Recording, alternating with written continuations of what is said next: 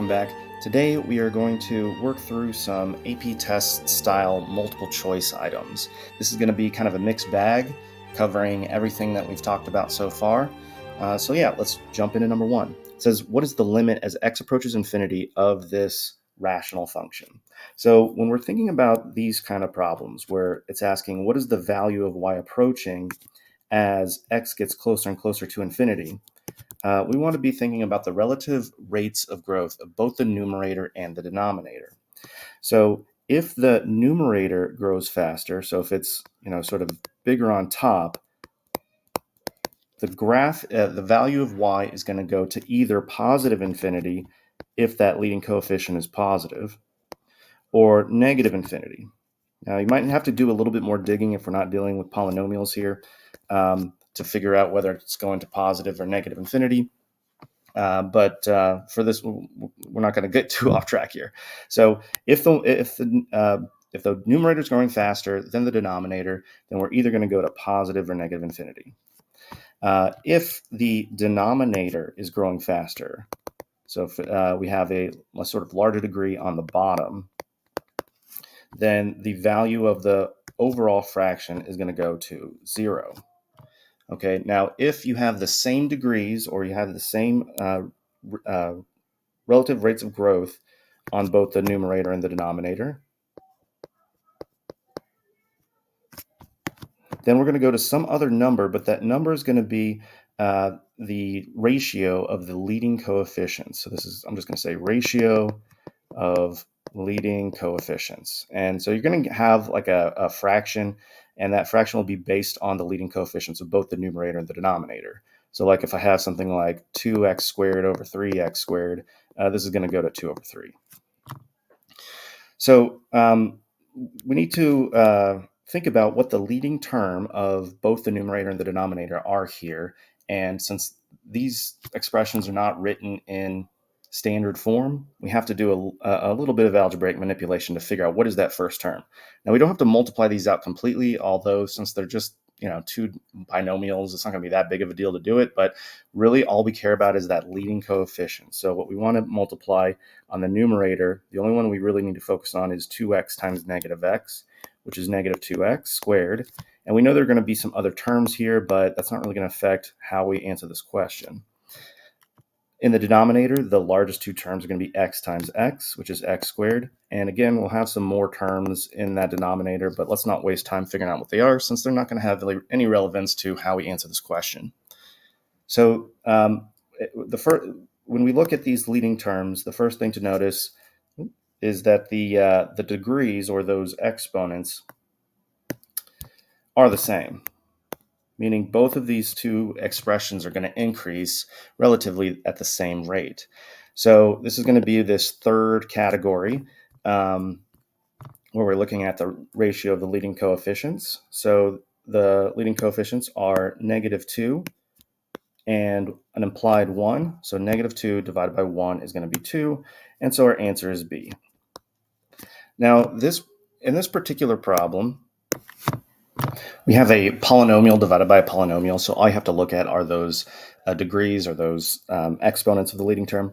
But if you have other types of functions in the numerator and the denominator, then the way you're going to figure out what's bigger, what's smaller is a little different. So basically, there's going to be imagine you had like a number line that keeps track of how fast these functions are growing. So in other words, like on one end of the number line, you have the fastest growing functions. And on the other end, you have the slowest growing functions. Okay, now, obviously there's going to be infinitely many functions that you could potentially see, but not on the AP test. They're only going to kind of focus on a few. And so although there may be something else that I'm not going to throw in here, I think the most common types of functions are going to appear on these problems. First of all, are going to be polynomials. But after that, you might see some exponentials, and exponentials are going to grow faster than any polys. And then the other type of function to consider would be a logarithm, and those are going to be the slowest. Now, I'm not going to do a deep dive. There are obviously other functions here. Definitely recommend you go back and check out the lecture video when we initially talked about this. But in general, exponential functions, as x goes to infinity, are going to grow faster than polynomials, no matter what the degree is on that polynomial, even if it's like x to the 99. And those are going to grow faster than any logarithms. There's a little bit more, obviously, nuance here, especially when we're talking about exponentials, because as x goes to negative infinity, exponentials are going to go to 0. And of course, you have all the transformations. If it's negative, all that stuff flips, and there's a lot of detail in there clearly. But in general, sort of if you're just thinking about your basic functions, the exponentials are going to grow faster than polynomials, which are going to grow faster than logarithms. Number 2 says, what is the integral of 1 over x squared? So on this one, and in most of these integral and derivative problems, you want to try to rewrite any fractions, not as fractions. You want to try to rewrite any square roots. All these sort of functions that look a little different, we can rewrite so that they're sort of approximately a polynomial, meaning you have like a variable with an exponent and a coefficient. So like this one, I can rewrite as x to the negative 2. And now I could just apply that power rule, or that anti-power rule. So to integrate this, using that anti-power rule, I'm going to increase that exponent by 1, making it negative 1, and then multiply or divide by that new exponent. So dividing by negative 1 is the same as multiplying by negative 1. So it's going to be negative 1x to the negative 1 plus c. So let's take a look at our answer choices, and we see choice D is going to be correct. Number 3 is a limit as x approaches 0. Now, I don't want you to get confused between these two types of problems here. Just to be very clear, as x goes to infinity, those are the ones where you're going to be thinking about the long-term end behavior, whether or not it's got a horizontal asymptote, how fast the numerator and the denominator are growing, and all that.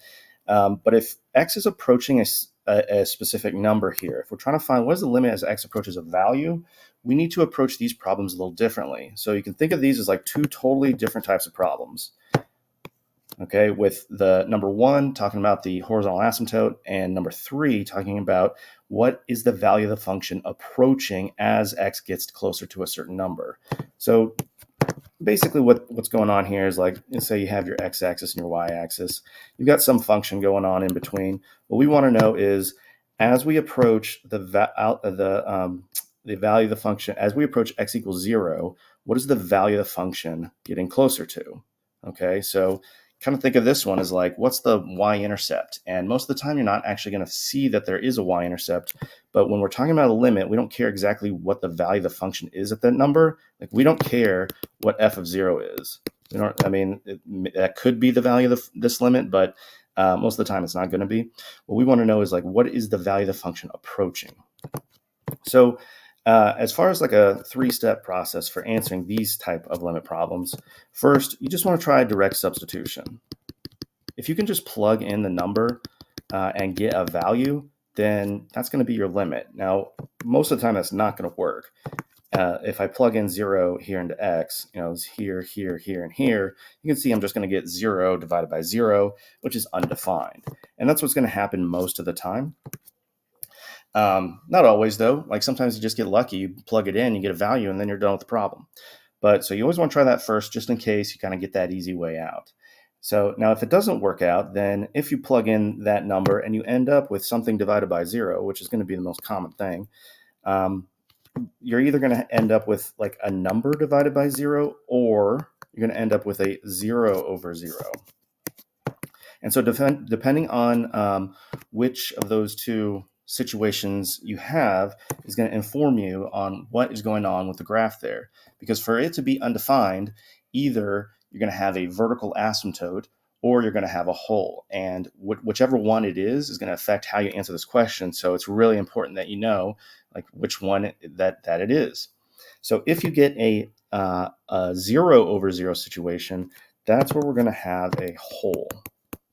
Okay, we're going to have a removable discontinuity. You can always remove the hole. Removable discontinuity. And we will remove that hole, and we'll show you how to do that algebraically. But I want you to associate the idea of a hole in the graph with the vocabulary term here, removable discontinuity. Okay, so If you get a number divided by 0, that's where you have the vertical asymptote. Okay, that's where you have like either like the graph is going up on either side, or maybe it's going down on either side, or in some cases, it's going in different directions. In any of these cases, technically speaking, the limit does not exist because we're not approaching a certain number. But if both sides of the vertical asymptote are going in the same direction, let's say they're both going up, then we'll say that the limit equals infinity, even though what we really mean is the limit doesn't exist because the value of the function is approaching infinity. It's unbounded. But giving that little extra information about whether it's going to positive or negative infinity communicates that you really understand the behavior of the graph there. So these vertical asymptotes are going to be examples of non-removable discontinuities.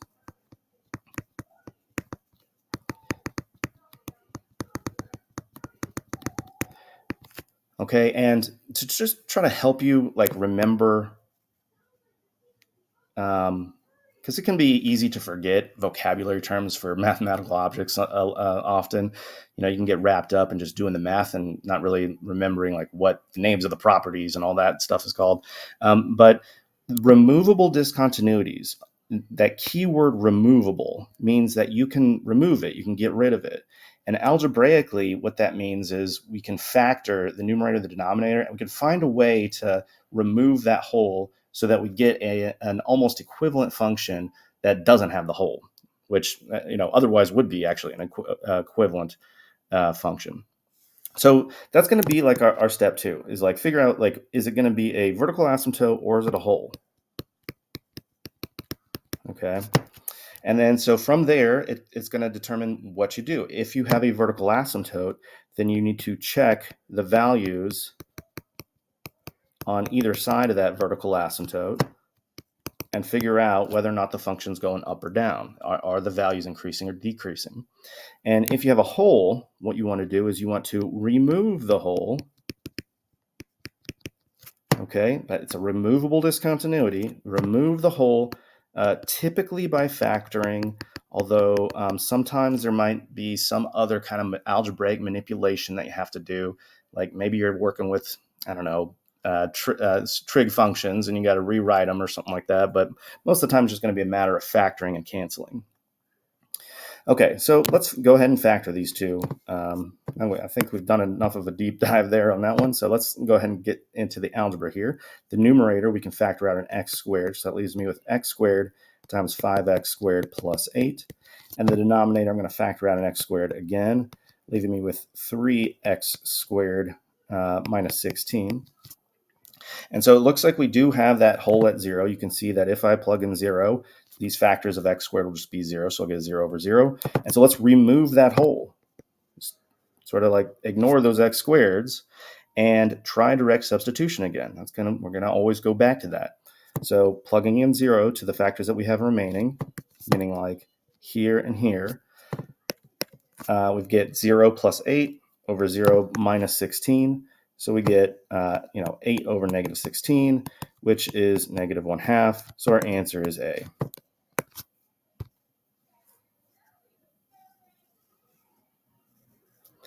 Number 4, a particle moves in the x-axis with velocity given there we go, it's a given. If the particle is at position x equals 2 at time equals 0, what is the position of the particle at time equals 1? So let's just briefly go over the relationship between velocity and position here. If you're talking derivatives, velocity is the derivative of position. So maybe I should write it like this. Position is, as the velocity is, gosh, let's try that one last time. The derivative of position is velocity. Okay, the derivative of velocity is acceleration.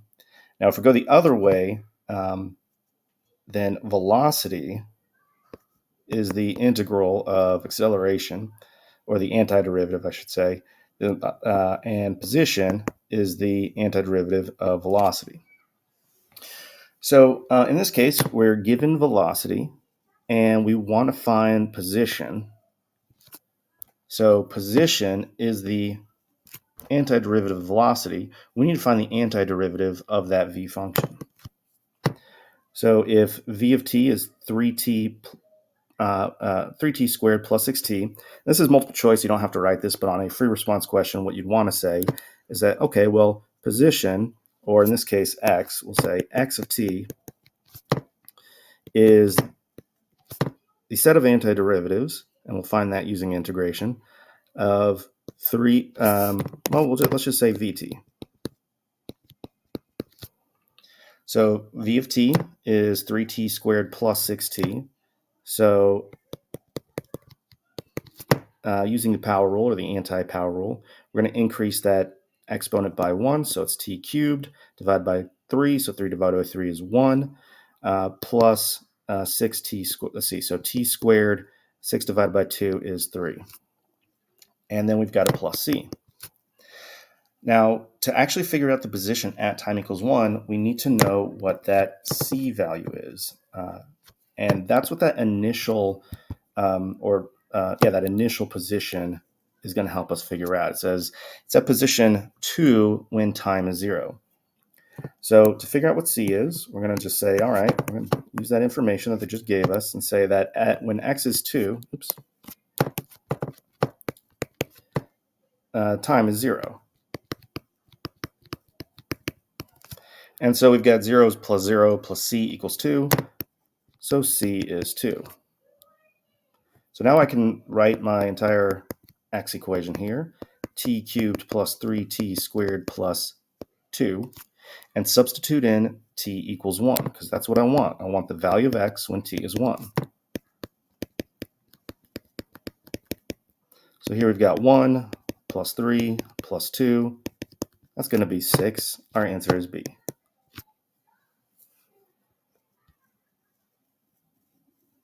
Number 5 says, let f be defined by the function defined below. Which of the following statements about f are true? And so we've got this piecewise function, and the three statements we're going to either say true or false to are that the limit, it has a limit at x equals 2, it's continuous at x equals 2, and it's differentiable at x equals 2. I think the best way to approach this problem is to just get a rough sketch going. Visualizing what is happening here, I think, is really the way to go. Although we will talk about sort of like the technical, reasons why these are going to be continuous or not and whatnot. But I think once you see the graph, it becomes a lot more obvious what the answers to this question are going to be. So when we go to graph this, first, this is a piecewise function, meaning the function is defined differently for different parts of the domain. So for all values except for 2, the graph is going to follow this pattern. And then when x is equal to 2 and only 2, it's going to follow this pattern. Now, y equals 1 is just a horizontal line, but we're not going to draw a horizontal line. It's just going to be this point because it only is valid for when x is 2. So that graph as a whole looks like this, but we're not going to have that entire line. We're just going to have that one point on the line when x is 2. So with this top piece, this is going to be valid for all values not 2. And it might look a little intimidating as far as graphing goes, but if we factor and cancel, similar to how we worked out number 3, we can remove the hole that exists at x equals 2. So x squared minus 4 is a difference of 2 squares. We can factor that as x plus 2 times x minus 2. The denominator is x minus 2. And here's where that hole that we can remove is. It's going to be at x equals 2. So if I sort of temporarily cancel those out, I get a function y equals x plus 2, which is going to be equivalent to x squared minus 4 over x minus 2 in terms of how it looks, except it won't have that hole. This function has a y-intercept of 2 and a slope of 1. It's a lot easier to graph when you're thinking about it as a linear function. Now, it doesn't have to be perfect here. We're just kind of getting just sort of a general idea of what this looks like. So now let's go through all 3 of the questions here and see if we can determine whether or not they're true or false. The first one says f has a limit at x equals 2. In order for the limit to exist, both the left and the right hand limit have to agree. They have to be equal. So the limit as x approaches 2 from the left has to equal the limit as x approaches 2 from the right. And if that's not true, then the limit doesn't exist. Now, visually, we can kind of trace the graph towards x equals 2, both from the left and from the right, and see that on either side, this function is approaching the same value. And you don't have to actually figure out what that value is in this problem, but it would be 4. So this thing does equal those two. The left-hand limit equals 4, the right-hand limit equals 4, and therefore the limit equals 4. So the limit definitely exists. Now, if you didn't sketch out the graph, you'd have to sort of test it out numerically and plug in numbers very close to x equals 2. That can be pretty challenging without a calculator. So like, plugging in 1.9, for instance. And basically what you'd want to see is that the values are getting closer and closer. That's not really how I'd advise you approach it. I think sketching the graph out makes this problem a lot easier. Okay, so the second statement is f is continuous at x equals 2. Now, if we're just looking at this graphically, basically we want to see, can we sketch the whole graph without lifting your pencil? And in this case, obviously, like if you're drawing it like this, you'd have to lift up your pencil to plot this other point, and because you have that hole there, and then continue on there. So we can see pretty clearly that it's not going to be continuous there. But really what we, if you really want to get into the weeds on whether or not a function is continuous, and if you're just thinking about it purely algebraically, what you have to test is whether or not the value of the limit equals the value of the function. So we can actually see that on the graph, illustrated pretty well here. Basically, does the limit as x approaches 2, does that equal the value of the function at 2? So let's take a look at the graph here. The limit as x approaches 2, we determined from the first part was 4, right? That's what we figured out up here. The limit, or the value of the function rather, at x equals 2. So here's where x equals 2. You can see is not 4. Okay, we're going to ignore that open dot. We're going to pay attention to that closed dot and say, okay, well, when x is 2, the y value is 1. And we can see that point on the graph here. So the value of the function is 1, but the value of the limit is 4. Those are not the same, and so therefore this thing's not continuous. But I think if you just think about whether or not you can sketch the graph without lifting your pencil, that kind of gets the job done without getting too technical about why it's actually true. Now, the last part is asking, is f differentiable at x equals 2? And basically that means, can you find the slope there? Can you find a rate of change there? And in order to find a rate of change, the function's got to be continuous. Okay. Differentiability, okay, implies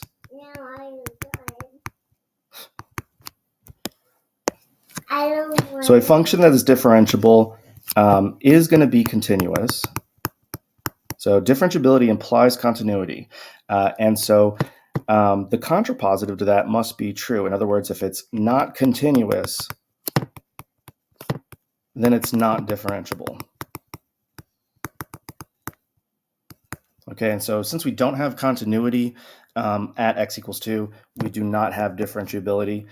So now that we've determined, the limit exists, but it's not continuous and it's not differentiable, our answer is A.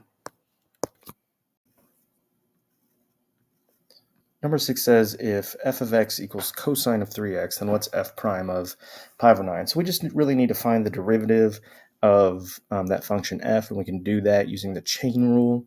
And then we'll have to substitute in pi over 9 into x and evaluate a trig function. So this is going to kind of bring back the unit circle and those special right triangles. So first, let's focus on finding that derivative. We want to find first what is f prime of x.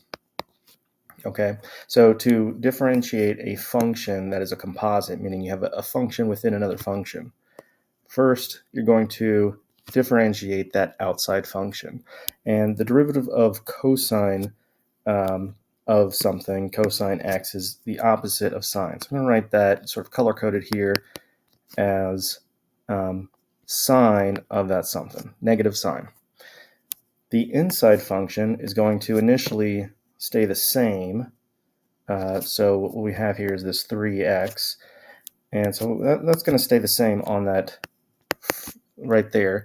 But we need to multiply the entire thing by the derivative of that inside function.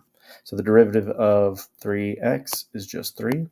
And so now we have our function for the derivative of f of x. Next, we're going to substitute in pi over 9 into x. So we're going to replace all those x's with pi over 9s. So f prime of pi over 9. Let's clean that up a little bit. Pi over 9 is the opposite of sine of 3 times pi over 9 times 3. First, we'll simplify what's inside the parentheses there. 3 times pi over 9 is going to reduce to pi over 3. So f prime pi over 9 is negative sine of pi over 3 times 3. And so now we need to think about what is the value of sine of pi over 3. I think there's really two good ways to think about this. The first is just to sketch out a right triangle that has an angle measure that is pi over 3 radians, which, as you should know, is 60 degrees. That's something that you cover in pre-calculus. And so when you have a right triangle that has a 60-degree angle, the other angle has to be 30. So you've got this special right triangle, which is a 30, 60, 90 triangle. And there are a specific ratio of the sides here that can help you figure out what the side lengths are. And that is the short side is x, the long side is x root 3, and the hypotenuse is 2x. So if we look at these ratios and we're trying to find the sine of pi over 6, which again is the 60 degrees, or sorry, pi over 3, sine is the sine of any angle measure. If we think about the ratio of the right triangles and how sine's initially defined, is the opposite side over the hypotenuse.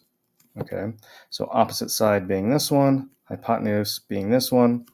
So the sine of 60 degrees, or pi over 3, would be the opposite side, x root 3, over 2x.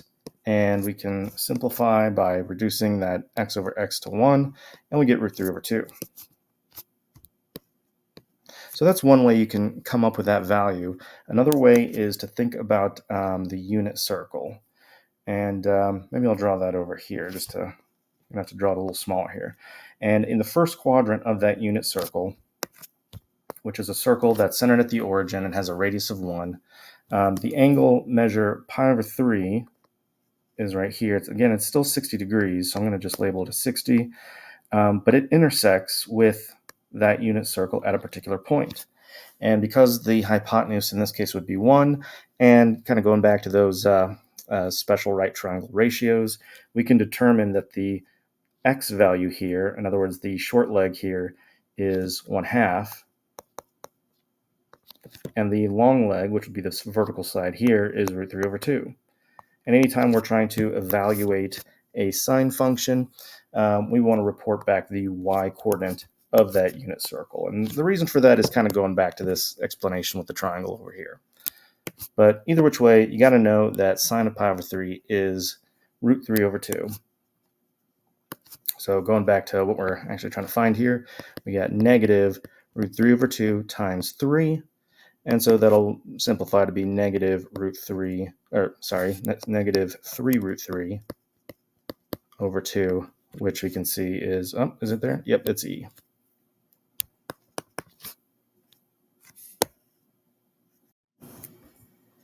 Also, one last thing here. I know I just kind of waved on by explaining why pi over 3 was equivalent to 60 degrees. And I'm not going to go into a lot of detail here, but if you ever forget the conversion between radians and degrees, you can always just remember that pi radians is 180 degrees. So when you're trying to make that conversion, if all you remember is that pi radians is 180 degrees, just replace that pi with 180, do the division, and you'll come up with what its degree counterpart is going to be. So just a little trick there to, in case you forget that pi over 3 is 60 degrees, pi over 6 would be 30, pi over 4 is 45, and so on and so on. All right, number 7. The graph of the piecewise linear function f is shown below. If g is equal to this integral function ft dt, which of the following values is greatest? So we're trying to evaluate g of all these things, and I guess what we should probably do is just kind of go process of elimination, start to figure out what the values of each one of these are. And I think after we do maybe 1, 2, or even maybe 3 at the most, we can start to get a feel for what the answer is going to be without necessarily going through every single answer choice. So g of -3 is the integral from -2 to -3 f of t dt.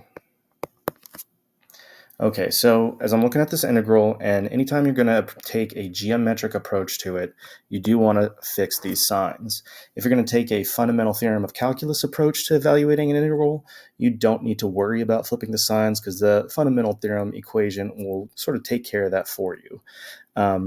But if you're going to take the geometric approach, in other words, if you're going to try to find the area by drawing rectangles and triangles and trapezoids, then you're going to want to change these signs. So if you've been confused about like when to change them and when not to, I know there have been cases where I said change them, sometimes saying don't change them, but really that's the difference. If you're going to try a geometric approach on finding the area, finding the value of that definite integral, then you want to change those signs just to make sure you get the correct value, or really the correct sign of the value, because especially on a question like this, when you're trying to order all these things, it's very important to know when the number is positive and when it's negative. Otherwise, you're going to get the wrong answer there. So I'm just going to rewrite this as the integral from -3 to -2 f of t dt, and when I switch that, I do need to make this negative.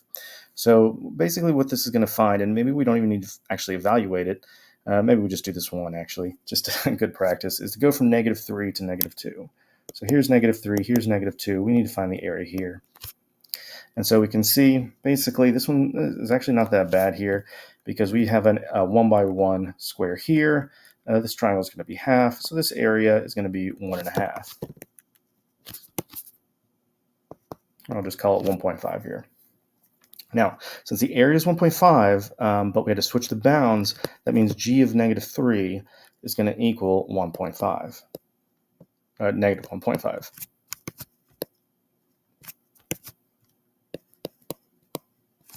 Okay, so let's find g of 2 and kind of see if we see any patterns here and kind of go from there. So g of -2 is going to go from, -2 to -2. We're not going to have to do too much work here because we know that anytime those bounds are the same, this thing always equals 0.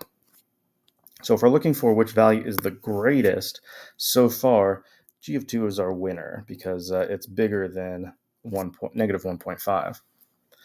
Then if we're looking at g of 0, that's going to take us from -2 to 0. Now here we do not need to change the signs because -2 is less than 0. And we're going to start the area here at -2. We can erase that -3. We don't need that anymore. And we're going from -2 to 0. So we're going right here. So the area here, if I split it up like there, we can see we have a 1 by 2 rectangle here, and then half the size here, so that should be 1. 2 times 1 is 2 divided by 1. So the whole area here is going to end up being 3.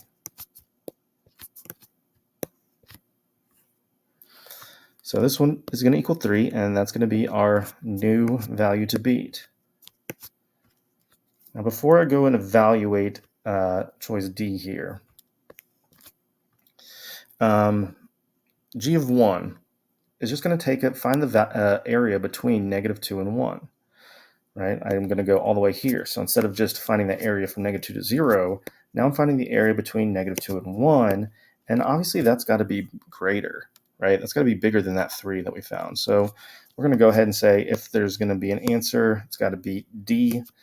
And I think I can kind of see what the answer is going to be, just kind of looking quickly at what the next one is. So g of 2 is going from -2 to 2.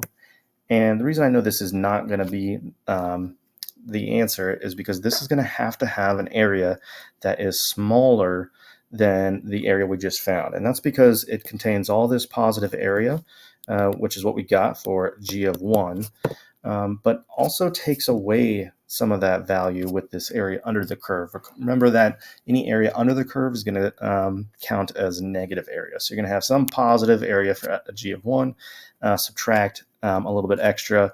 It probably wouldn't take long to go through like the actual numerical value there, but I think just conceptually, hopefully you can see, visually you can see that g of 1 is going to have the greatest area.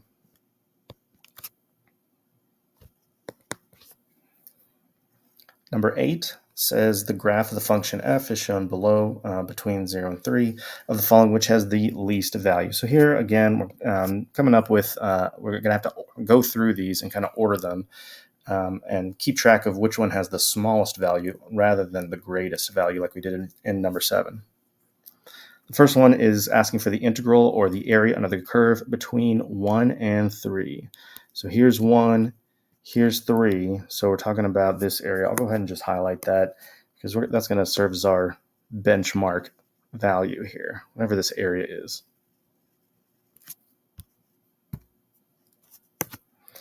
So B says a left Riemann sum approximation with 4 subintervals of equal length. Okay, so a left Riemann sum is going to be, we're going to add up the areas of 4 different rectangles here, and I'll draw them here. Since it's a left Riemann sum, the height of those rectangles are going to be determined by the left-hand partition. So we're going to start like here at 1, go over, and I kind of went over too much there because is going to be kind of like that because we got to get 4 rectangles in there. So we have an interval that has a length 2. That means the width of each of these rectangles is going to have to be a half. So the next one is going to have a height right here. The next one's going to have a height like roughly there and roughly here. Now, hopefully you can see that the area of all these rectangles put together is going to be more than the area that was underneath the curve because you've got all this extra, you got all this extra area above. I might as well zoom in. Well, that's just not going to work for me, is it? All right, well, we've got all this extra area that's above the curve that is contained within those rectangles. So if we're looking for the one that has the highest or the least value, that definitely cannot be our answer because that has too much. That's got more area than choice A. Now the right Riemann sum, we might be onto something there. The right Riemann sum. Let me, you know what? I'm going to go back and draw that left Riemann sum, but kind of pull it back a little bit, make it a little bit clearer where that is. Okay, so there's the left Riemann sum. So now let's draw in the right Riemann sum, and I'll do that in purple here, or maybe that's too close to blue. I'll do it in orange. And with the right Riemann sum, we're going to start with the height of the rectangle is going to be equal to the right partition. So here at this one over to the right, it's actually going to have a height of 0 because you can see the curve right there intersects the x-axis right there, so that has to be 0. The next rectangle, and I kind of like to go from right to left since we're doing a right Riemann sum, is going to be right here. The next one would be right here, and then the last one would be right here. So you can see that those the area of these orange rectangles is going to be less than not only the blue rectangles, which were the left Riemann sum, but also the area that's underneath the curve. Okay, we're leaving out all that area between, that's sort of above those orange rectangles. Gosh, really kind of hard to, like all this area here is not being accounted for. Right, so that's so going to be an approximation that's a little bit less than the true value of that integral. And so since we're looking for the one that has the least value so far, C is going to be our answer choice, and we can eliminate choice A.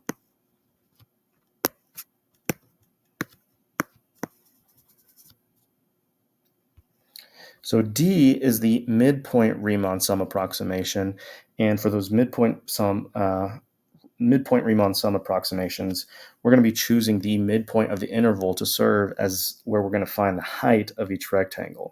So those are going to be like right in between these two Riemann sum approximations. Probably the easiest one for me to show you is this one right here. It is going to be this rectangle. We can get one that's like right about here for this one. And then these other two are going to be like really close. It's kind of hard to show. But hopefully you see that that midpoint approximation is definitely a better approximation for the true value than either the left or the right Riemann sum. But it's right in between, and it's definitely not the least. So the answer definitely cannot be D. So far, C is still our champion, if you will. And then the last one is a trapezoidal approximation.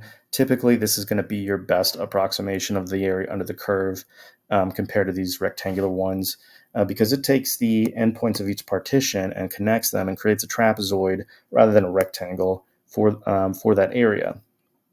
So I'm going to erase some of this stuff just to make it look a little easier to see, where you can see it's going to be an area that's very close to, sorry, I'm trying to draw this and talk at the same time. It's an area very close to the area of the true area underneath that curve, right? That's not the best. I should have left all that other stuff on there.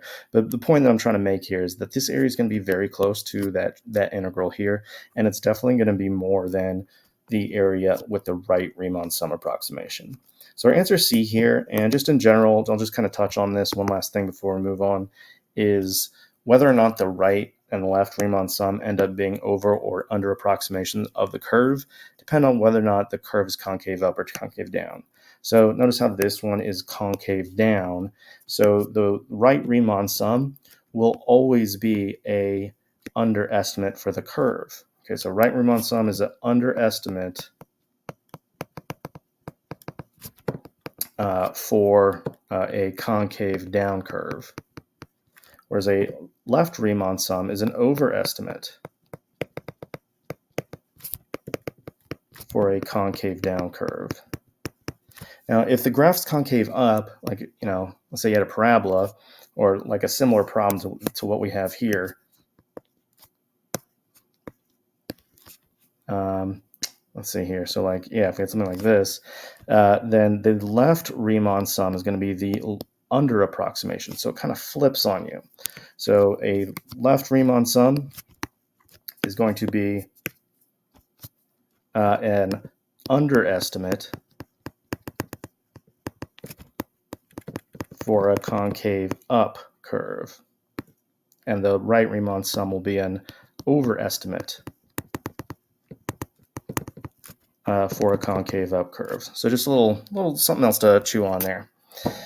Number 9, we've got f of x is e to the power of 2 over x. Then what is f prime? So we have to find the derivative of this function using the chain rule. And before I even get started with that chain rule, I'm going to rewrite this as e to the power of 2 to the x to the negative 1. So now I'm going to go ahead and try to differentiate this over here. F prime is going to be, another chain rule, kind of like how we talked about in number 6, where you start by differentiating the outside function, and e to the x is just its own derivative and integral, by the way, with the plus c. So e to the 2x to the negative 1 times the derivative of 2x to the negative 1. Now, with the 2x to the negative 1, the derivative is going to be 2 times, we'll have to use the power rule here and decrease that negative 1 by 1. So it'll be x to the negative 2. And we got to multiply that whole thing by the original exponent, which was negative 1. So I'm going to put a little negative out here. Okay, so we got to make sure that our answer matches what we see in these answer choices. So I'm going to try to combine some of this and write it in a more conventional way. So first, I'm going to pull that negative 2 out to the front. Okay, so negative 2. Write that first. And then I've got e and x. I'm looking at these answer choices. Looks like they've got the x's coming first. So I'm going to write that x next. Now it's x to the negative 2, so I'm actually going to write it as 1 over x squared because I don't see any like negative exponents on any of those x's. So I'm going to try to match what I see in the answer choices. Times e, and the same thing here. I'm just going to rewrite this as 2 over x. That's how the original problem was written anyway. So I'm just going to go back to that fractional notation rather than the negative exponent notation. Now I'm pretty much there. I'm just going to bring together these fractions, negative 2 over x squared, e to the 2 over x. And really, I think like kind of the hard part here is not necessarily the differentiation, because it's kind of a basic chain rule problem, but it's trying to algebraically put the pieces back together in a way that matches the answer choices. So you just have to be prepared to kind of move things around and know when that multiplication is commutative, and that's kind of one of the key things here. The multiplication is commutative, and also knowing how to rewrite those exponents, whether it be as a fraction when the exponent's negative, or as a root if it's fractional. Number 10, it says let f be a function with a second derivative given by f double prime. What are the coordinates of the points of inflection of the graph of f? So points of inflection occur when the second derivative changes sign. And what's kind of nice about trying to find points of inflection versus finding points of extrema is when you're trying to find points of extrema, and by that I mean relative maxima and minima, you have to pay close attention to how the sign changes, not just that the sign changes. So for example, if you're looking for a relative maximum, if the sign of the first derivative changes from positive to negative, that's when you have a maximum, versus if the sign of the first derivative changes from negative to positive, then you have a relative minimum.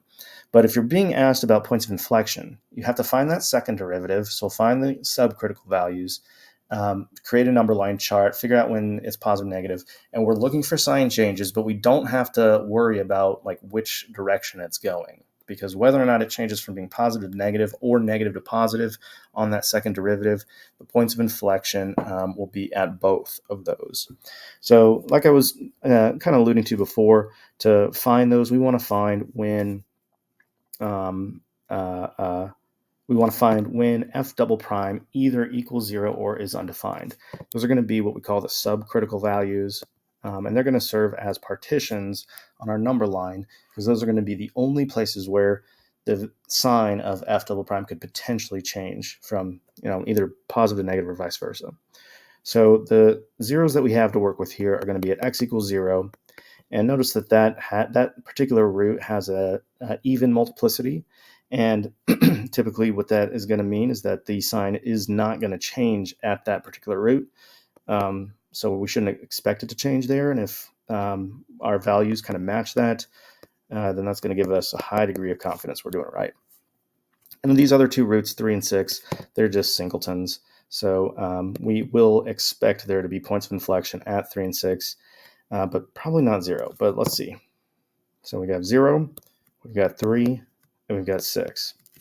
So I'm going to pick a representative from each interval here, negative infinity to 0, 0 to 3, 3 to 6, 6 to infinity, and plug that into the original function, or into f double prime, and see whether or not f double prime is positive or negative in that interval. So if I substitute in like -1, for instance, I'm going to get positive times a negative times another negative. That's going to be positive.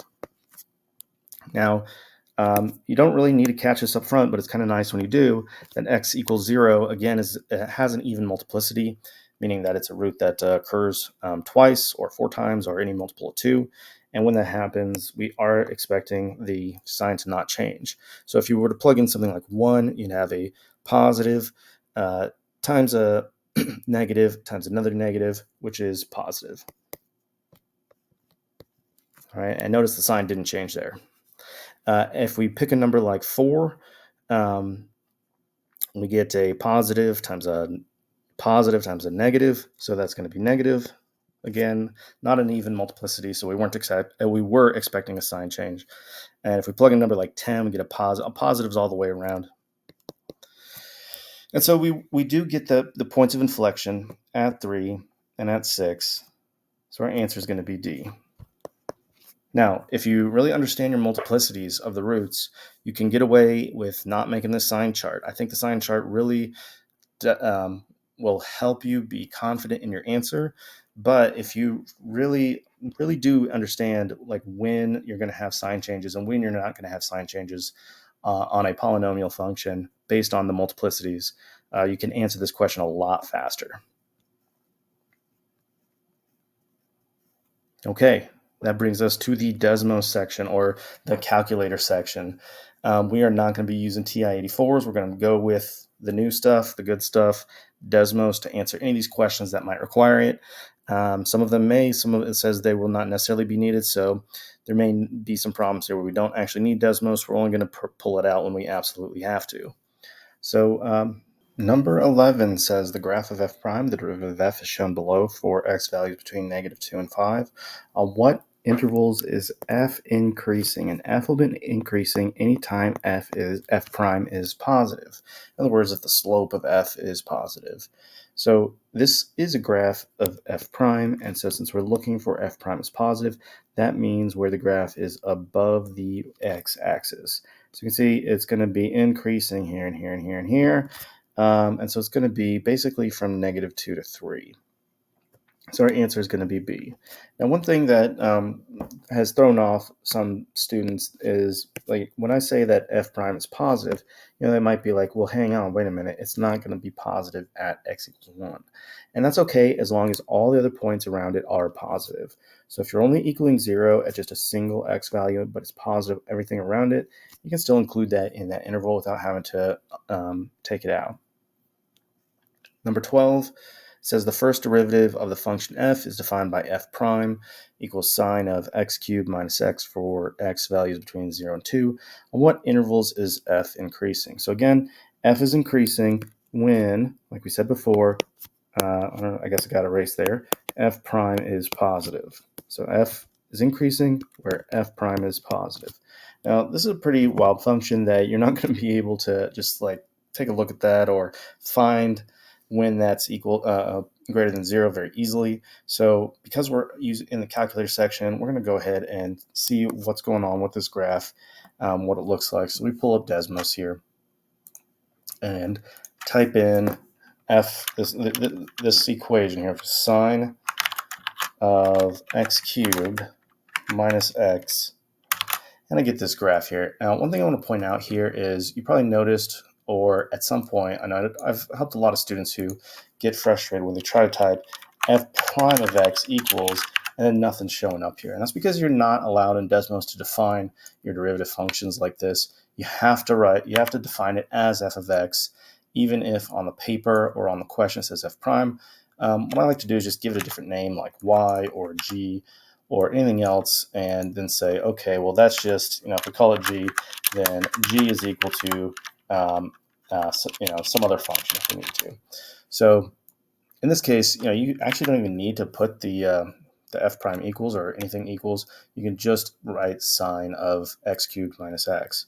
And so we're looking for where f is increasing on the interval from 0 to 2, which we see here.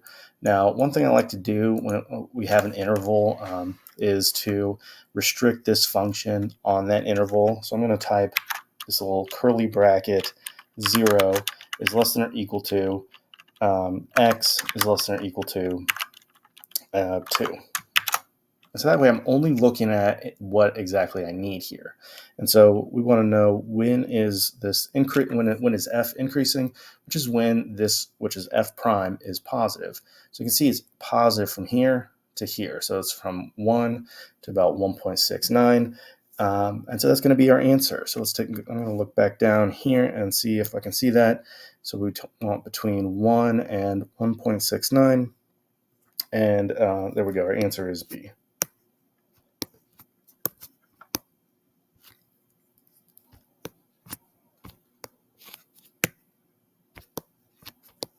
There we go. Okay. Number 13 says if the integral from -5 to 2 is -17, and the integral from 5 to 2 is -4, what's the integral from -5 to 5? Here we do not need Desmos, so I'm going to turn that off here. And try to write this. So if we want the integral from -5 to 5, and we only have those other integrals to work with. We've got from -5 to 2, so we can go from -5 to 2, but we want to go from 2 to 5. So if I rewrite this integral going from 2 to 5, what I need to do is negate the value of that integral from 5 to 2. So it's just going to be 4. So this integral from -5 to 5 is going to equal the integral from -5 to 2 plus, let me pull this back so I can make it fit,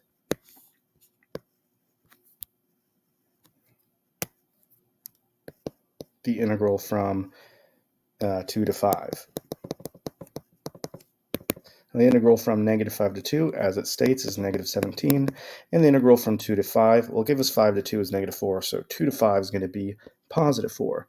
-17 plus 4 is going to be -13. Our answer is B again. Wow, triple B so far. Number 14 says the derivative of the function f is given by f prime. How many points of inflection does the graph of f have on the interval -2 to 2? So again, points of inflection, we've talked about this before on this review. These are going to be points where f double prime changes sign. So we're going to be looking for the derivative of this function to change sign. In other words, the slope. So we're looking for the slope of this function to change signs. Or let me write it out in a way that I think it makes more sense to me saying it than me writing it. We want to look for where the slope of this function changes sign. So in other words, when it goes either from being a positive slope to a negative slope or vice versa. And this is going to most likely occur at relative extrema. So let's go ahead and go back to Desmos. We don't need this one anymore. And let's type in x squared, cosine of x squared. And I'll zoom out a little bit. Oof. Zoom out more than a little bit. We'll hang on here. And we are interested in between -2 and 2. So let's put that restriction on there.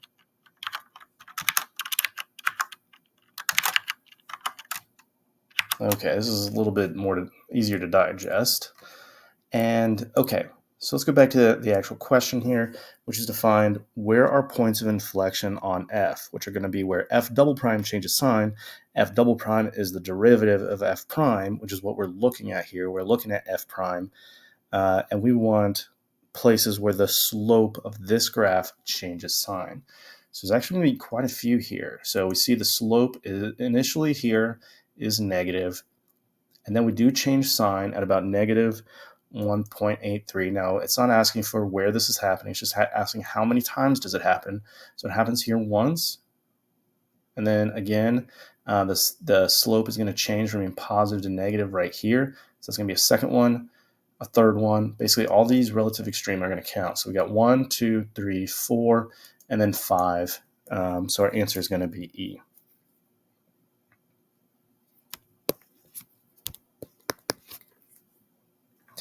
Number 15, if g of x is an antiderivative for f of x and g of 2 equals -7, then what is g of 4?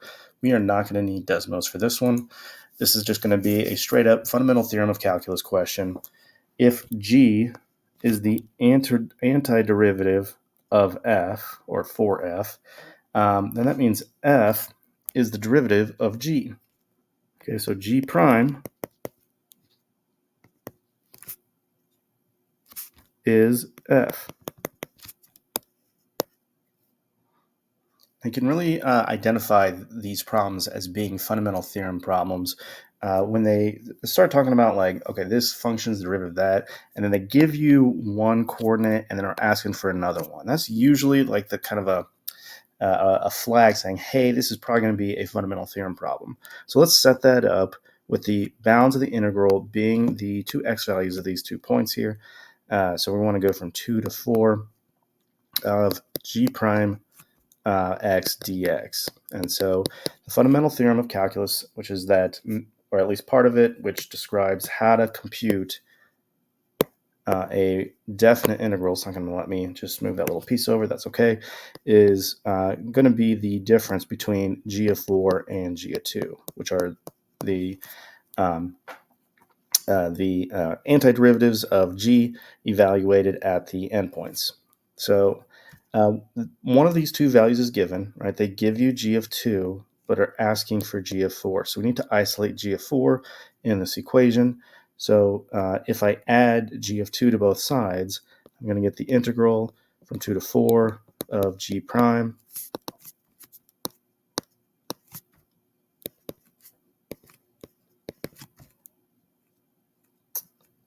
plus g of 2 equals g of 4. So this is what we're trying to figure out, right? That's what it's asking for. And so let's fill out some of this. We're going to have to rewrite that left-hand side a little bit to make it look like our answer choice, but we basically have this solved out. So g of 2 is given, that's -7.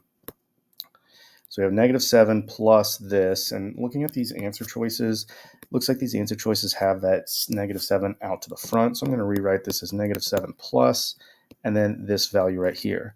Now notice how all the integrals are in terms of f instead of in terms of g, but as we stated originally, g prime is f.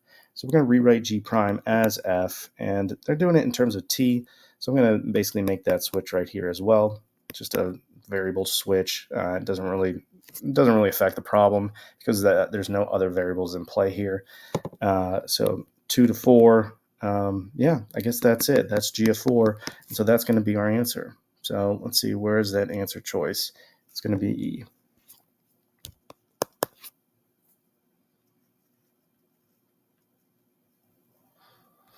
Number 16 says a particle moves along a straight line with a velocity given by this function at time t is greater than 0, greater than or equal to 0. What is the acceleration of the particle at t equals 3? So we need to find the acceleration of this at t equals 3. And this is going to be a pretty pretty crazy function to try to find the derivative of. Recall that the derivative of the velocity is acceleration. So that's how we would typically try to find acceleration. And then if we could find that equation, we would plug in 3. But we're really not going to be able to do that within reason here. So instead what we're going to do is we're going to type this into Desmos. We are in the calculator section here. So we're going to look at this equation, and then I'm going to show you exactly how you want to type this in so that you can find this value super easy. So let's pull that Desmos back up. We can get rid of this last one here. And we're going to type in v of t exactly how it looks. So v of t is 7 minus 1.01 to the power of -t squared. And maybe I'll make this a little wider so you can see that whole equation there. Okay.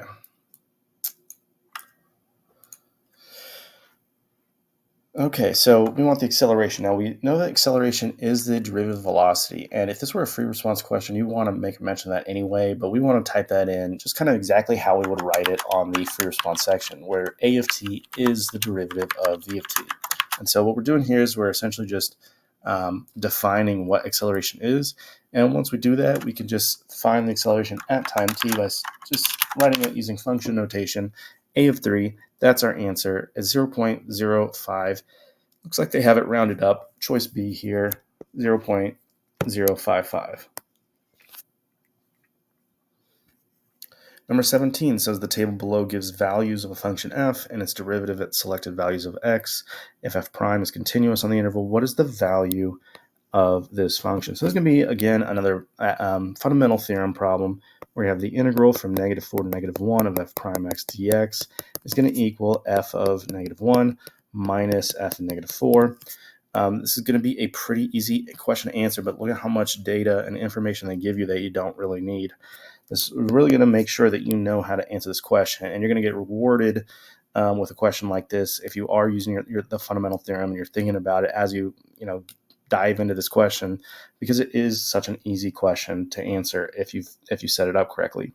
F of -1 is -1.5 minus f of -4, which is 0.75.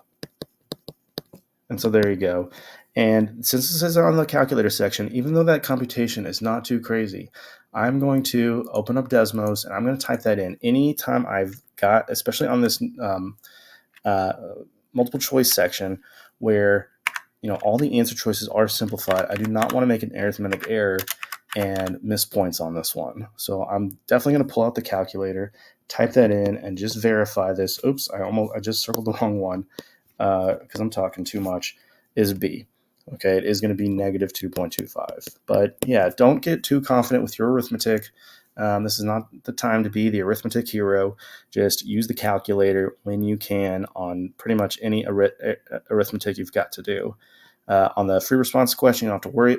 On the free response section, you don't have to worry about it quite as much because you don't have to simplify any answers. But on the multiple choice, go ahead and use that calculator as much as you can because, again, if you've got, even if it's something like 2 plus negative 7, even though you could probably do that in your head, you'd be a lot less likely to make a quick error, under the stress of taking a test if you can go ahead and just, throw that in the calculator and, just alleviate that little question, that little doubt that's going to haunt you, especially if you get some, basic arithmetic incorrect. Just want to avoid it is basically what I'm trying to get at. Okay, number 18. It says the table below gives selected values of velocity of a particle moving along the x-axis. At time equals 0, the particle is at the origin. Which of the following could be the graph of the position of the particle between t equals 0 and t equals 4? So now on this next particle motion question, they are asking, they're asking really about the relationship between the velocity and the position. So as we know at this point, hopefully, the derivative of the position is the velocity. And so since velocity is the derivative of the position, it represents the slope or the rate of change of the position. So basically what you're looking at here are slopes. And you're trying to match up the graphs to the different slopes that we see here. So when, for example, t is 0, the slope of the position function should be negative 1. It should be negative. And we see at t equals 0, slope's positive here. It's positive here. It's negative here, negative, and positive. So right away, we're able to narrow it down to just E and looks like C. Now, the other sort of like key slope to pay attention to here is that when t is 3, the slope is 0. So we're looking for a horizontal slope which occurs at a relative extreme. It could be a max, could be a min, but either way, at x equals 3, we're looking for there to be a slope of 0. So 1, 2, 3, we've got that slope of 0. 1, 2, 3, we got that slope of 0. So unfortunately, that did not really narrow it down for us. Now, if I'm looking at the rest of the slopes, at 1, we're going to have a positive slope of 2. At 2, we have a positive slope of 3. So it should be a little steeper at 2 than at 1. We see, let's see nothing now. We see on E, we actually have what looks like a horizontal at 1, or at least pretty close to it. So that number should definitely not be 2. So we can eliminate E. But just to verify that it is C, at 1, we do have a positive slope. At 2, we have an even steeper positive slope. So that kind of matches up with the fact that the slope is 2 when t is 1 and 3 when t is 2. And then when t is 4 over here, we should have that negative slope of negative 4. So C is going to look like our winner here. And this is the end of the first AP test review that we did before spring break. I've got one more set of problems for you. And I think I'm just going to combine them both into this one video.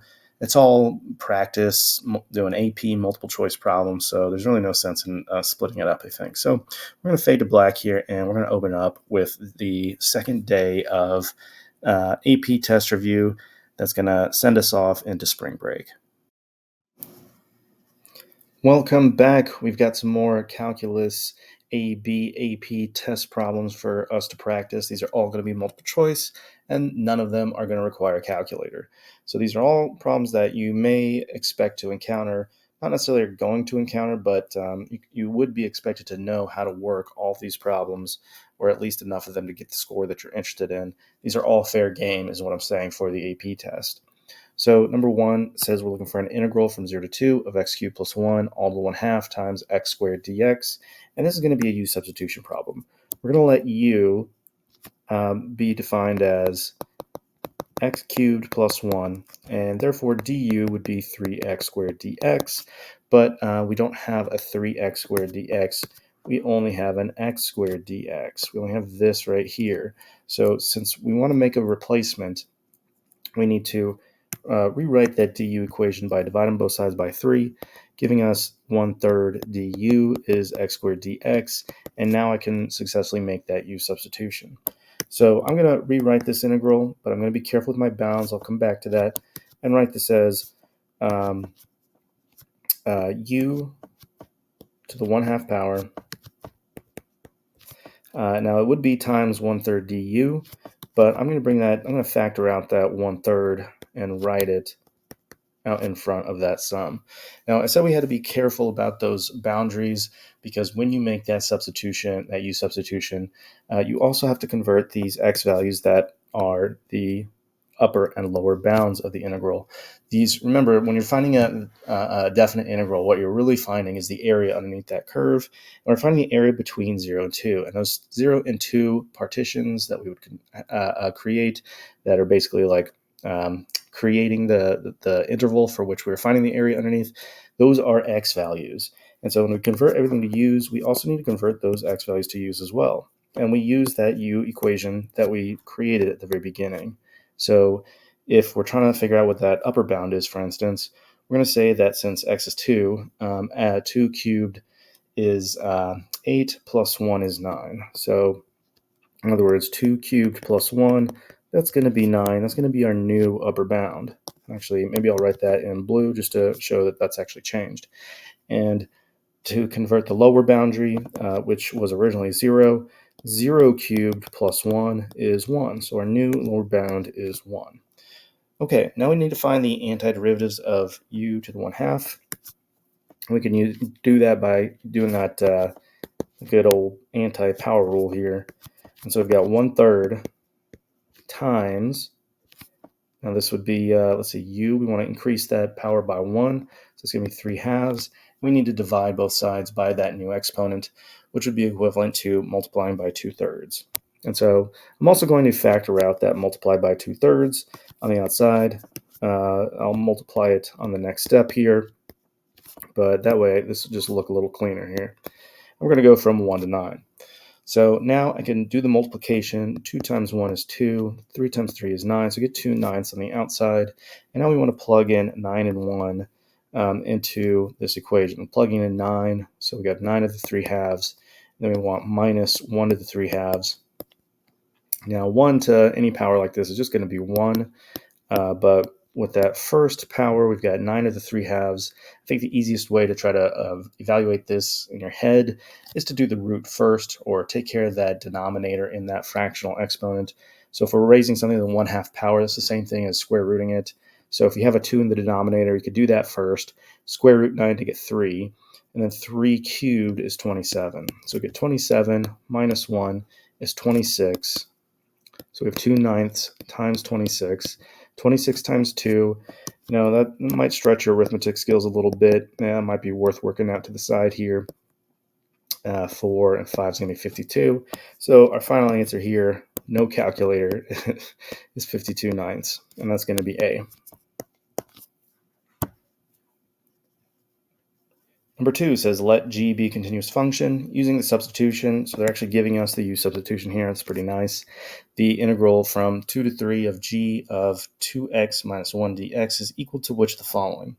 So if u is 2x minus 1, that means du is just going to be 2 dx. But all I have in my equation here is my expression is a dx, no 2 dx. So I need to get rid of that 2, and I can do that by dividing both sides by 2. Now I can replace the dx with 1/2 du and go about my business here. I still need to convert these bounds like we did in the last problem. And since u is 2x minus 1, 2 times 3 is 6 minus 1 is going to be 5. 2 times 2 is 4 minus 1 is going to be 3. So this integral is going to go from 3 to 5. It's going to be g of u, and then it'll be times 1/2 du. I'm going to take that 1/2 out to the side, and that should be my answer here.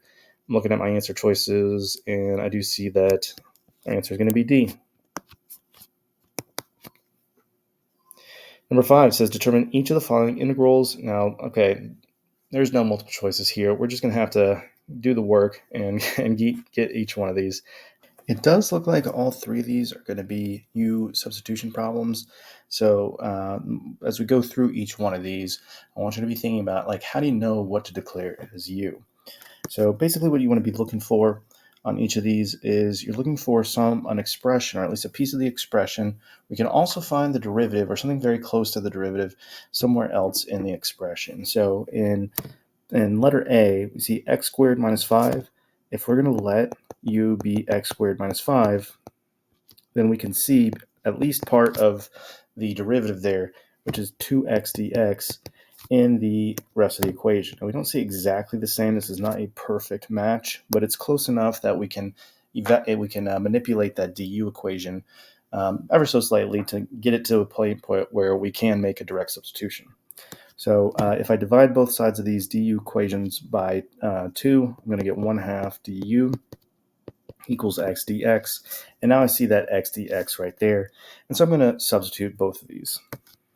It's going to be the integral of 1 over u du times 1/2. So I'm going to bring out a 1/2 out here.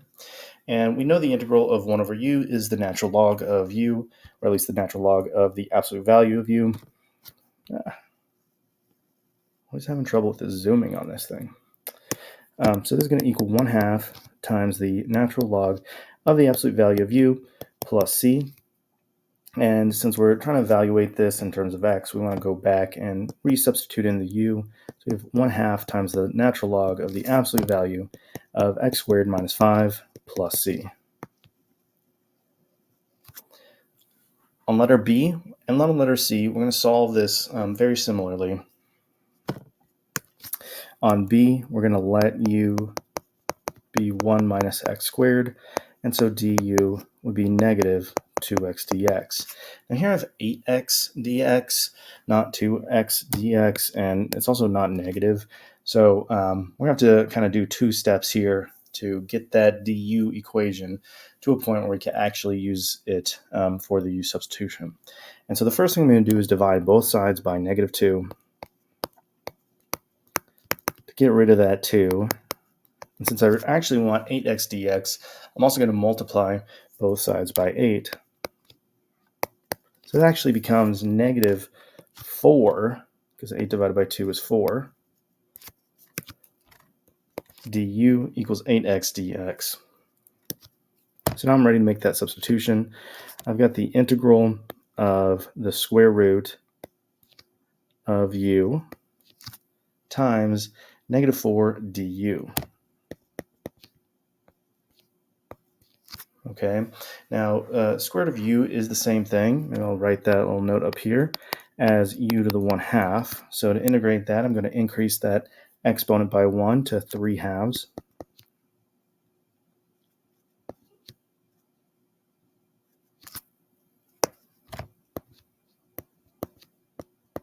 And then divide by that divide by that new exponent, which would be the same thing as multiplying by the reciprocal of 3/2. And let me make that number look a little bit more like a 3, which is to multiply by 2/3. Okay, now I'm ready to go back and plug in that 1 minus x squared for u, and also multiply out those two coefficients. Negative 4 times 2 is negative 8. So we have negative 8/3 times the u, which is 1 minus x squared to the power of 3/2 plus c.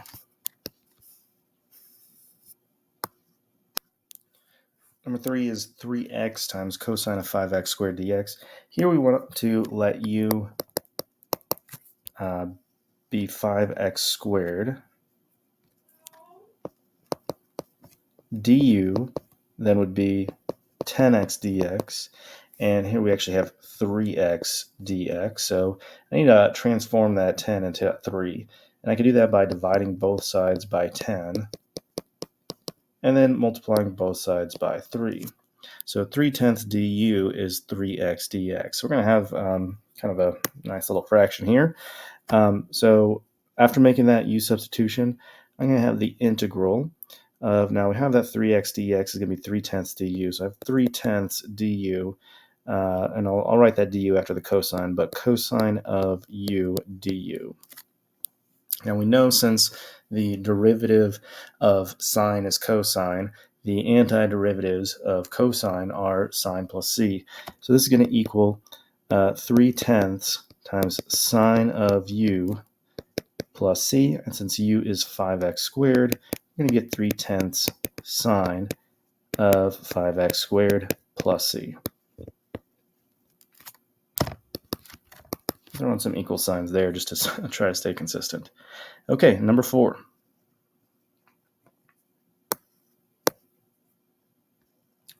Number 4 is also going to be a u-substitution problem.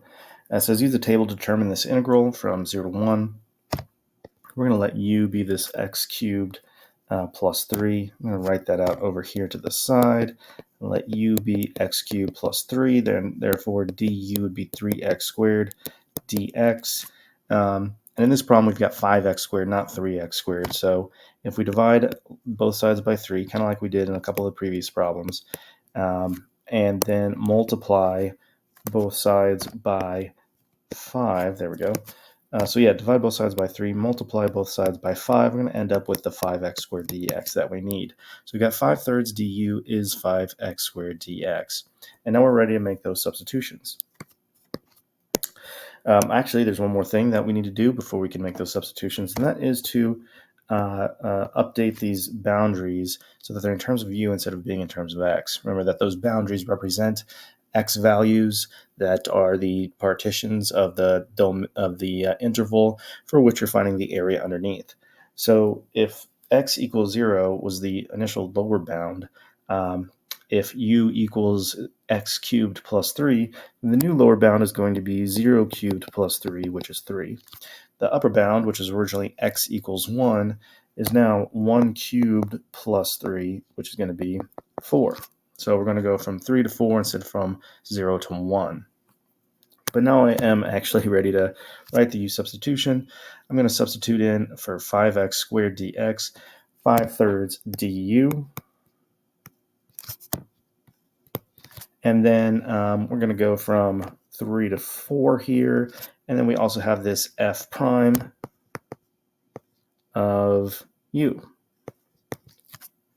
Okay, now I can use the fundamental theorem of calculus to evaluate this integral here. We still have that 5/3 kind of hanging out there as a common factor. So 5/3 times the integral or the antiderivatives of f prime u, which is going to be, well, f of u plus c, but we're going to ignore that plus c for right now because the c's will cancel out once we plug in the 4 and the 3 and subtract.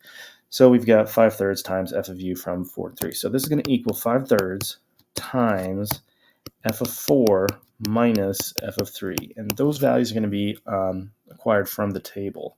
So f of 4 is 15, f of 3 is 12. So we've got 5/3 times 15 minus 12, which is 3. So we've got 5/3 times 3, which works out really nicely. That's going to equal 5. Number 5 is the integral of cotangent of x dx. Now, I know some teachers like to make you memorize this one, but I think, this is good u-substitution practice. I think it's worth just trying to figure it out. That way you don't have to memorize tangent and cotangent integrals because they're kind of weird anyway. But if you use a u-substitution after you rewrite cotangent as cosine over sine, similar to how you could find the integral of tangent by writing it as sine over cosine. If we use a u-substitution here, we can figure out what this integral is instead of having to just memorize it, which can be weird. It could be a little challenging since this one's kind of a weird one. So if I let u be sine x, then du, the derivative of sine, is cosine, so I'm going to cosine x dx. And so I can rewrite this as the integral of 1 over u, or u to the negative 1, du. And the integral of u to the negative 1, or 1 over u, same exact expression, is the natural log of the absolute value of u plus c. So then we're going to have our final answer here. It's going to be the natural log of the absolute value of sine x plus c. So again, you could try to memorize that if you want, but I think it's just easier to work it out. It doesn't even take that many steps. If you just remember that tangent and cotangent, their integrals are basically just these simple u-substitution problems, then you can come up with what their their antiderivatives are without having to just memorize them. Now 6 is going to be yet another u-substitution problem, but here we're going to let u be 3x,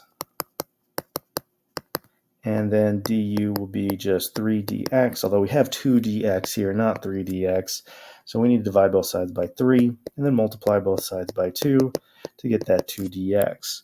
So now I can rewrite this. Oh, nope, just once again, we got caught off guard by these. Got to remember to change those endpoints of the interval. So 3 times 0 would be 0, 3 times 3 would be 9, and I'm using this equation right here to convert from x's to u's.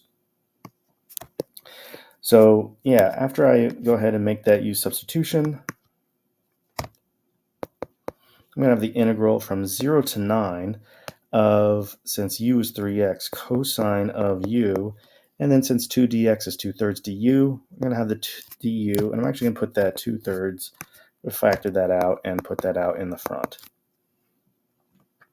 Okay, so the integral of, or the antiderivatives of cosine is going to be just sine, and that's because the derivative of sine is cosine. So we're going to have 2/3 times sine of u from 0 to 9. Okay, so this is just going to work out like not very nicely without a calculator. So we have 2/3 times sine of 9 minus sine of 0. Now sine of 0 is just 0. If you were to leave it like this, I'd be fine. I'd be happy with that, because that sine of 9 you're not going to be able to really evaluate anyway. So we're just going to leave this as 2/3 times sine of 9.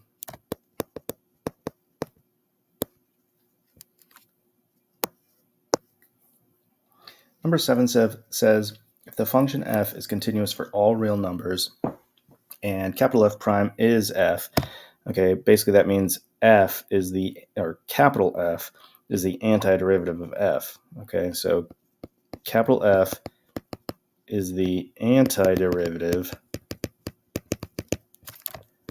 of little f. So that's what I'm getting out of this little statement right here. Then the integral from 1 to 4 of f of 3x dx is, okay, so yeah, it looks like we're gonna probably have to do a u substitution here. Yeah, we're gonna have to work this out. This is gonna be another u substitution problem. So we're gonna let u be 3x, du is going to be, 3 dx, and so this is going to be just like we had to do with the last problem. We need to get rid of that 3, although we don't need to make it into a 2, because we really just have like a 1 dx here. So dividing both sides by 3 is going to give me 1/3 du is dx, and now I can rewrite this integral. I guess I'll also have to do the boundaries too. So we've got f of u du times 1/3 from, and since u is 3x, 4 times 3 is going to be 12. 1 times 3 is going to be 3. We're going to go from 3 to 12. Okay, so since f, capital F, is the antiderivative of little f, this is going to equal 1/3 times capital F of u from 3 to 12.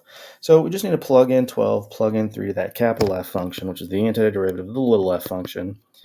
So we got capital F of 12 minus capital F of 3, and that should be what our answer looks like.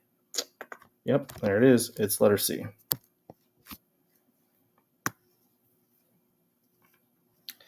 Number 8 says determine the value of this function from 1 to e. And yeah, yet another u-substitution problem. So hopefully you're getting enough in here u-substitution wise so that when we come back after spring break, kind of getting back into that u-substitution, hopefully you don't forget all this. On this one, I'm going to let u be natural log of x. So du would be 1 over x, or an x to the negative 1 dx. And it's kind of hard to see it here. If I rewrite this as like natural log of x squared times 1 over x, you can kind of see it a little bit better.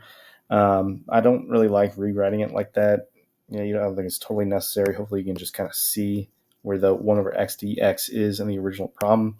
We do need to also change these boundaries like we had to in several of the other previous problems. If u is natural log of x and x is e, we have the natural log of e, which equals 1. And the reason why it equals 1 is because log base e is what natural log means. And log base e of e is asking the question, e, this one, the base, to what power is e? E to what power is e? And that would, of course, be 1. Anything to the first power is itself.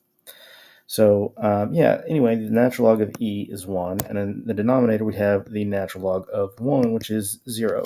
For very similar reasoning, e to the 0th power is 1. So the natural log of 1 would be 0. And the natural log is the inverse of the exponential function with e as a base. So now that we've changed the boundaries and we've found our u-substitution, we can go ahead and rewrite this integral as the integral from 0 to 1 of u squared du. And this was actually ended up surprisingly being a perfect match u-substitution problem. We didn't have to modify that du equation at all. So yeah, it worked out pretty nicely. So now we can go ahead and evaluate this. It's going to be pretty easy. We can definitely find the antiderivative of u cubed without too much trouble. It's going to be 1/3 u cubed, or you can do yourself a favor and factor out that 1/3, even though you're probably not totally used to doing it that way, but it does work. So this is going to equal 1/3 times 1 cubed minus 0 cubed, which is just 1/3 times 1, or 1/3.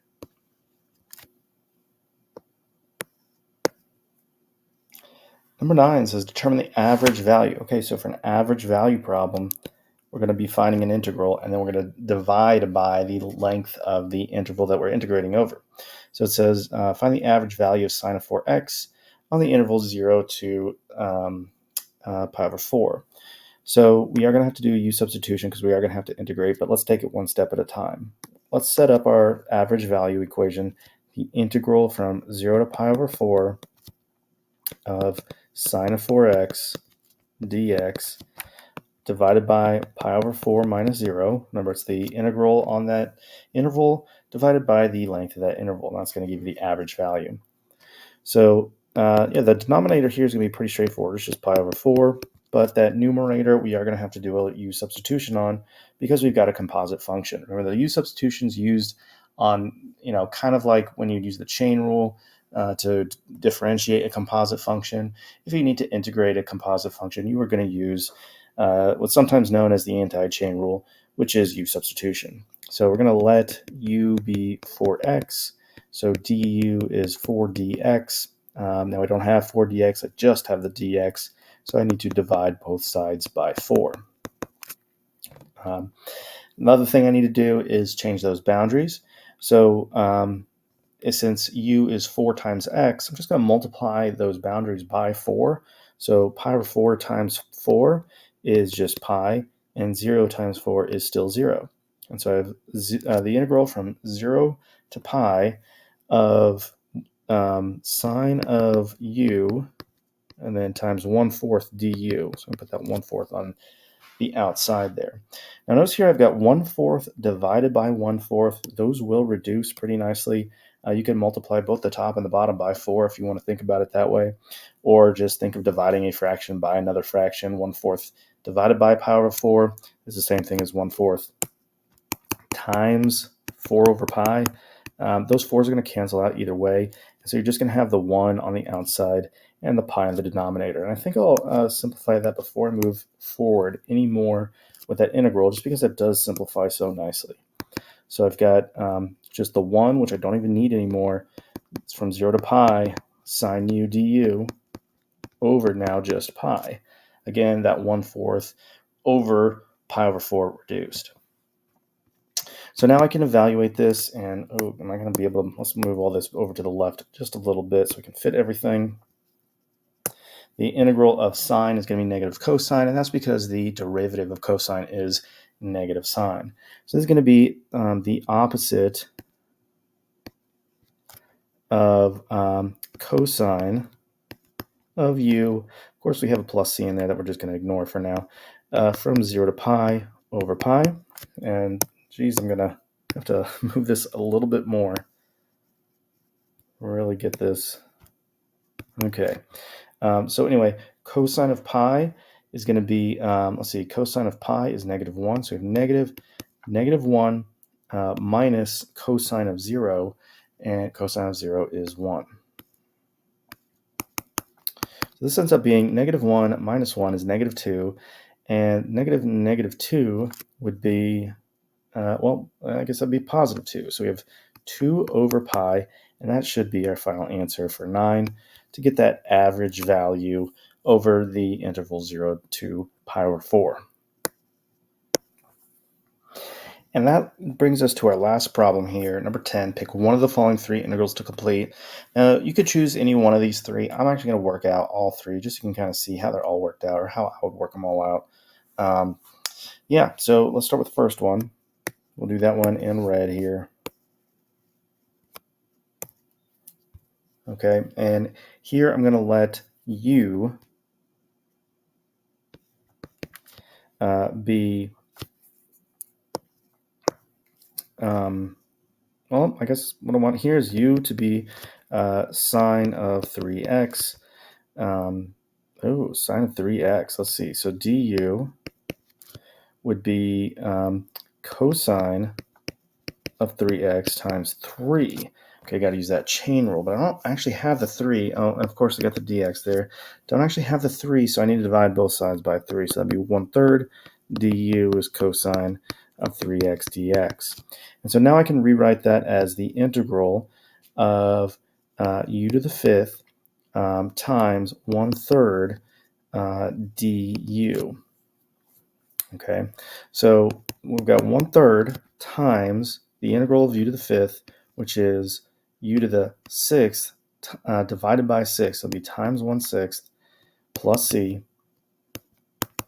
So let's see, 3 times 6 is going to be 18, so it'll be 1/18 u to the 6th. And since u is sine of 3x, we got sine of 3x to the 6th plus c. I'll do the next one in blue.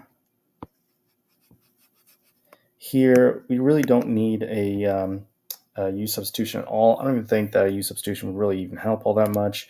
Instead, I'm just going to multiply this out. 3x squared plus 5 times itself. And you can use distributive property, you can use FOIL, you can use box method. Whatever method works for you will work for me here. Because we're just squaring this binomial, the multiplication is not too crazy. So 3x squared times 3x squared is going to be 9x to the 4th. Plus, we got 5 times 3 is 15x squared. And since we're going to have 2 of those, we're going to have 30x squared plus 25. And now we could use just the power rule to kind of work our way through this integral. And yeah, I guess I need that dx there, don't I? So yeah, so let's just do one term at a time here. We've got x to the 5th, and then divide by 5 is going to be 9/5 x to the 5th plus 30x, and then it'll be x cubed. 30 divided by 3 is going to be 10, so just 10x cubed. And then we've got plus, that'd be just 25x. And then we've got a plus c in there as well.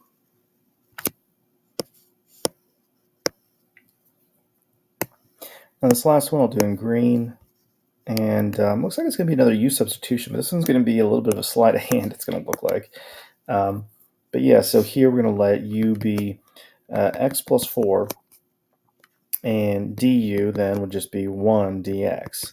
Now, one thing you'll notice here is that we have this little extra x here, but if u is x plus 4, then that means that x must be u minus 4. So we're actually going to make a u-substitution in a kind of a different way than we've made on any of these other problems. So this is going to equal the integral of u minus 4. Let me write that a little more clearly since this problem's a little unique. U minus 4 is the x, and then the x plus 4 is just u. So we have times u to the 8th, then we have the du. And here we can just simply distribute the u to the 8th both here and here to get the integral of u to the 9th minus 4u to the 8th du. And we can go ahead and find the antiderivatives using the power property here, the power rule. So yeah, let's go ahead and do that. This is going to be the antiderivative of u to the 9th is going to be u to the 10th times 1 over 10. And then we've got u to the 9th, and then we've got to divide by 9. So it's going to be minus 4 ninths u to the 9th plus c. And since u is x plus 4, we're going to have 1/10 times x plus 4 to the 10th minus 4 ninths times x plus 4 to the 9th plus c. Woo. That is a kind of a tough one. But what a great problem to finish us off here for the third quarter, leading us into spring break. And now that you've finished all these wonderful, wonderful math problems, you can go ahead and just give your brain a break for a little bit. Thanks for watching, and y'all have a great day.